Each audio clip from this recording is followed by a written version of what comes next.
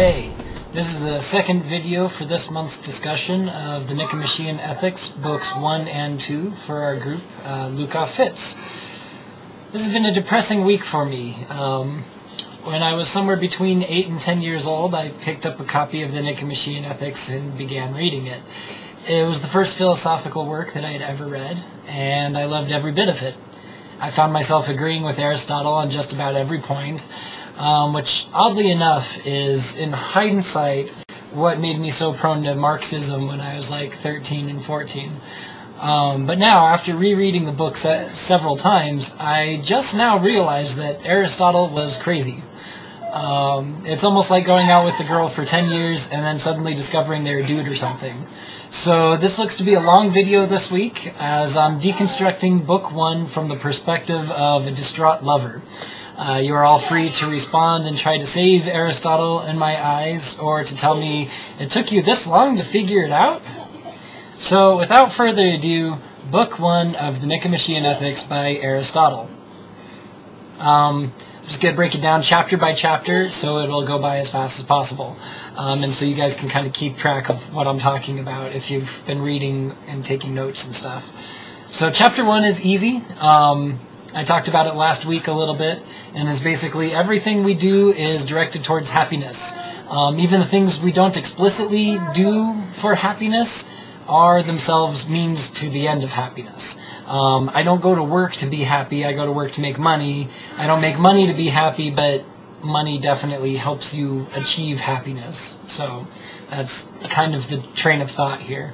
Therefore, happiness must be the ultimate human good. Now, some people argue that people do selfless things, other people do stupid or bad things, and those aren't directed at happiness. But that's simply an attempt to achieve some form of happiness that they perceive to be accessible through these actions. Selflessness for the sake of the afterlife, or, you know, the selfish, stupid things like being a drug dealer or working for the mafia. Those are all ways to acquire power, which in a way helps you derive happiness. It's just the way human beings are. Chapter 2, on the other hand, is a bit more difficult to swallow. It basically says that politics is the best course of pursuing happiness because politicians can jack around with other people's lives. This is kind of a naive Athenian idea, which finds its grounding in the belief that politicians, by default, have their subjects' best interests at heart. We have 2,300 years of experience that indicates that this is in no way true. I would argue that in light of Book 2, that the family life is the best course to pursue happiness, and that one develops all of their habits and personality while living in their parents' house, ultimately making them either capable or incapable of being virtuous in the long run. We'll talk more about that next week.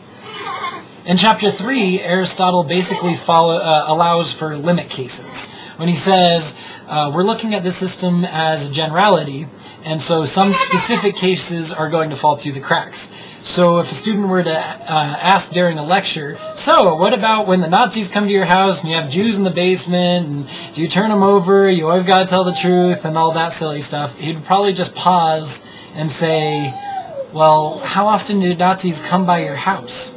And keep lecturing. Another small note from chapter 3 that made me laugh is the part where he says, young people suck as philosophers and politicians because they're hedonistic retards. I just thought that was kind of funny. Of course, I paraphrased it, but that's what he's saying. The only thing I got out of chapter 4 is his statement that non-philosophers and young people only need to be raised with good habits, as they can't really develop their reason enough to be capable of real virtue. And this also kind of goes back to the support of my family life versus politics argument. Chapter 5 is the point at which he starts seriously delineating the different kinds of people and behaviors, which is basically what books 3 through 10 are all about. We decided not to read those because they get kind of overbearing and repetitive, and that's not really virtue ethics so much as Aristotle's view on virtue ethics. But his 3 classes of behavior match up pretty well with his 3 types of soul from De Anima, which I thought was important to point out. He basically says that pleasure is for the beasts, politics and social life to the fools, and contemplation is for the intelligent. He also goes out of his way to point out that virtue is action, not in possession. Basically, in other words, having awesomeness is not as important as doing awesome things. Chapter 6 is a long and complicated way of simply saying Plato was wrong.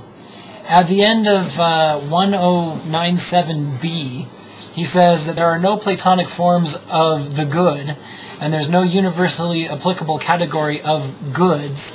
He basically outlines the virtue ethics basic tenet. Be thyself, be happy. I guess Aristotle would be careful to say, be the best self you could possibly be happy, but that's too wordy.